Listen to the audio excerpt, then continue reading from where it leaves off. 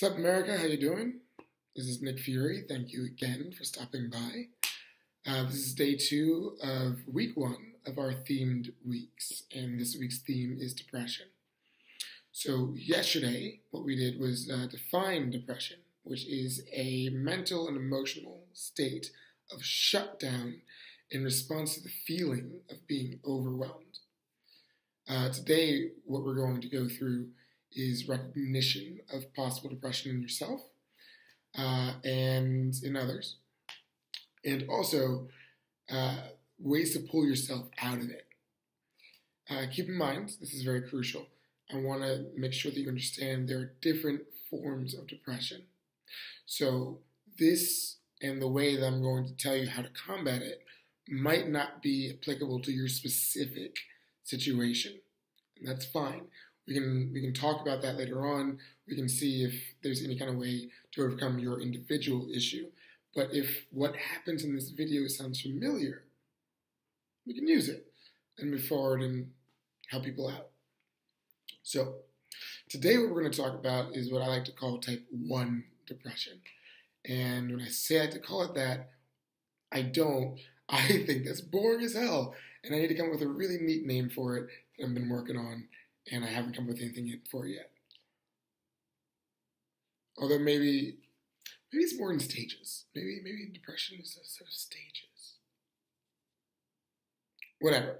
Let's call this stage 1 depression, and let's call it apathy. Now, apathy is your basic level stuff. The good news is that it's not immediately life-threatening. Okay? You aren't necessarily thinking about self-harm. You're not thinking about hurting others. However, you might be manic. You might be going through periods of frantic hysteria. You might be going through periods of reckless behavior and doing things that are inherently dangerous. Because keep in mind that just because you aren't thinking of doing self-harm does not mean you're not hurting yourself. Okay? Super important. And I also want to keep in mind that this stage can get worse, which brings me to my next bit. Just because when I say this type of depression is not inherently life-threatening, that's not to say that it's not dangerous. It's still very dangerous. The metaphor I'm going to use is effectively just lying down in the middle of a road somewhere. The lying down is not what's going to kill you. The road is not what's going to kill you. It's the next truck that's coming around that's going to hit you. This type of depression is most common trigger is confusion, from what I found in my own life. It comes with the feeling of a lack of accomplishment in your own life. It comes with a feeling of lack of motivation. And I'm willing to bet before this hyperdepression hit you, there were some warning signs. You felt restless.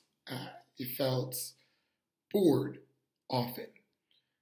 You started losing interest in things that you commonly used to like. And people especially got irritating. So you started distancing yourself from these people because they were dull. And tangent, please remind me to talk about that later on, because that's a separate thing that I really want to get into. People being dull and distancing yourself from them. But I think that'll be Friday's conversation about community and how to interact. So we're gonna get to that at some point. But anyway, after all of this, you still somehow felt worse. So, how do you fix it? If any of this so far has been making sense to you, and if it's been sounding familiar, then pay attention. Because what it takes to fix this stage of depression is purpose. Purpose with a capital P. It's what you're going to be missing. And you might be thinking to yourself now, purpose? What? Like, Nick, what are you talking about? It can't be that easy. And so let's explore what purpose means. Purpose is actually really, really, really easy to define. Literally, it is just something to do. That's it. It's just something to do, something to get your mind to focus on. And you might say that sounds too easy. It's got to be more complicated than that. And nope. It really is that simple. Not the same thing as easy. That's going to be a recurring theme throughout the videos of depression on this week, and more importantly about the videos I'm going to be putting up forth in general. There are simple answers. It does not mean it's going to be easy, but let's go on with this. You might be saying, if it's the easiest purpose, or the simplest purpose, you said it yourself, I'm overwhelmed, I can't move, I can't do this. So, how do I deal with that? How do I deal with the fact that I can't do anything currently? And that is a much better question. By our definition, all of depression means that you are reacting to something that is overwhelming you. There is a problem in your life that you are avoiding, and so you can't move. And so I understand that it sounds like absolute madness to add more to that. But it's not exactly what you're doing when you are seeking purpose. And here's why it's not. Depending on how long you've been depressed, your mind might have taken your initial single problem and grown it into something huge, some all-encompassing idea. And sorry about that. And it's going to loom over your life. It's going to be too big to deal with on its own. But if you have a purpose, suddenly that problem isn't your problem. Your problem becomes figuring out how to accomplish your purpose. Basically, what you will learn to do is prioritize. This is huge. Purpose does two things. It provides priority and perspective. What this will do is it will take your perceived huge problem and it will break it into a bunch of smaller, easier to deal with individual issues. This allows your mind room to rest, and it allows your mind the room to gain the energy that it's been seeking the entire time to focus on accomplishable goals. That's the word, right? Accomplishable? Achievable? Achievable. Let's go with that. Achievable goals. That's what this does. And first things first, helpful thing, you're no longer trying to solve everything at once. Second thing, you might even find out that some of your problems aren't problems. Because what you're going to be doing is acting in a direction to solve a specific overall goal. And all the issues in your life which have been impeding you, you focus them in relation to that thing. As opposed to saying everything in life sucks. Nope. Some of this is awful. Some of this needs to be changed in order to achieve that. And some of this has nothing at all to do with that. You can literally forget it. You can throw it away. You de-stress. Now, to put it all into perspective for you, let me give you an example from my own life. Let me give you a story about when I dealt with this. So, when I first came across this stage of depression, stage 1, apathy, I was 22 years old. It was 2012, and I had just moved into a new apartment with my brother. I moved into the apartment because my brother needed help, and he had not fully thought out the consequences of his actions, and I saw that coming from a mile away. So I moved in trying to be the good big brother, and I achieved that. But soon I started feeling blah, not great, not good, and it eventually evolved into this, stage 1, the apathy. But it took a full year. It took a full year of just shut down. I was paying too much for this place that I did not like. The walls were made out of stucco. If you were to fall, you'd scrape yourself. It was tiny. It was a mess. And that's partly between me and my brother, and it's also just the way it was. The carpet was stained with the life of whoever come before. It was this hideous, just green vomit colors. Awful. Awful, just the worst. I didn't know what to do with it. Like, I didn't know what I was going through. I had never been depressed before in my life. I'm 22. I've always been very optimistic. I've always been very positive. Didn't have many problems. I come from a good family. I come from, enough money. Did not do it. But now I'm on my own. And I'm in a situation that I can't stand. So what I ended up doing was started drinking. Way too much. Started distancing friends because they weren't available to help me out with what I was going through. And again, we're going to talk about that on Friday. And I started finding new friends who were more available, who were going through similar stuff, but we weren't communicating that. We were just together in our misery. And it wasn't helpful. Well, wrong, inaccurate, I'm sorry. It was helpful. My friends at that time got me through that time. But looking back, and more importantly, even then, I can still say to you it was unhealthy. Again, for the last time, we are going to talk about these kind of things on Friday. Community, the people you surround yourself with. This is crucial. It's really a huge bit of recovery. But anyway, at the end of the year, what it took was recognizing that I was depressed. Got in trouble with the police. Only time I've ever been in trouble with the police. Drinking too much. Try to drive. It's a whole thing. You can ask me about it if you like. I will answer you.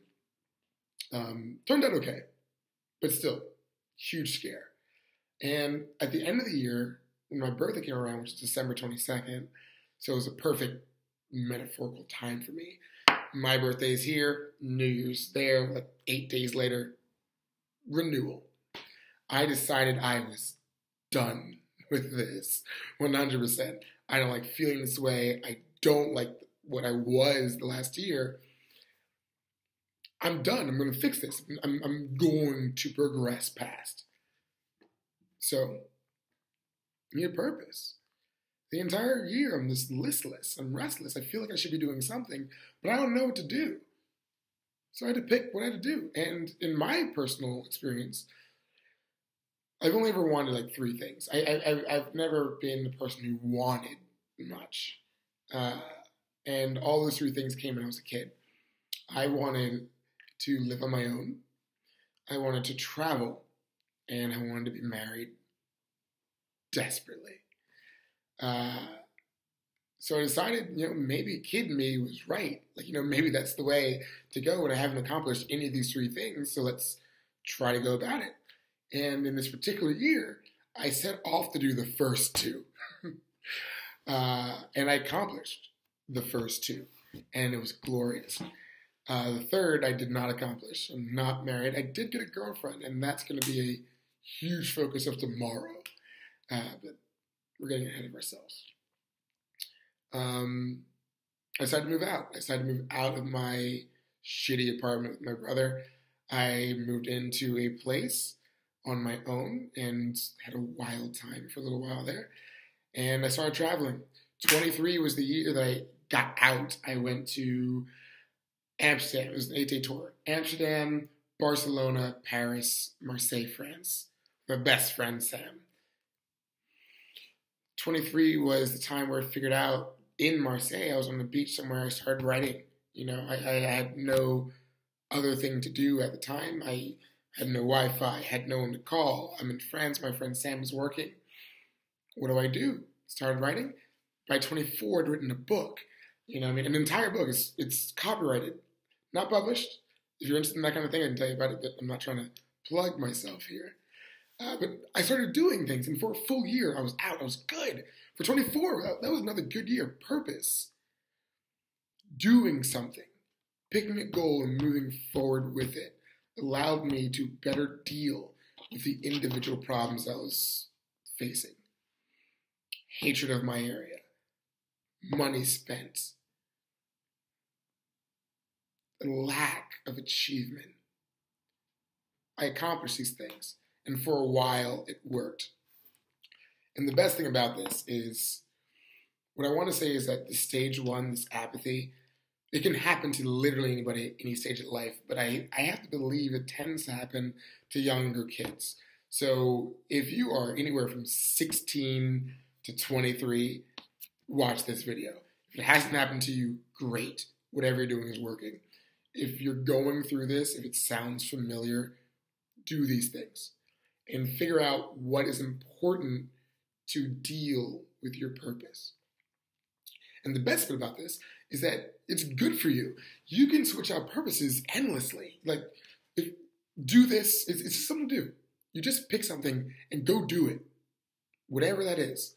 It can literally be anything. If you want to go investigate ants for like a year, do that. If you want to travel, do that. If you want to start reviewing books or literally anything, this is going to stop your mind from spiraling off into the cycle of analyze, shut down, analyze, shut down. And it's going to become focus. How? Promise you this. There is more I want to say, but again, this is a 7-day thing. This is an answer that I came up with, not necessarily the answer, but it works. I promise you it works. Give it a shot. And I also promise you that this is applicable to this type of depression. We are going to be talking about more types. Tomorrow's the big one. Tomorrow is suicidal depression. So I wanted to talk about today the depression that I see that is most common. And tomorrow is the depression that I think is the most severe and the one that is least talked about. So, thank you much for listening so far. If this is helping you, please let me know. That's what I'm here for. I'm trying to help. If this relates to somebody that you think of, share this. Comment, subscribe, like, whatever. I will talk to you more tomorrow, and keep in mind, if this does not sound like the full answer, it's because it's not the full answer. This is the solution, not the process. The week is going to be about the process. Next week is going to be about recovery. So anyway, thank you again. I love you. You are not alone. See you soon.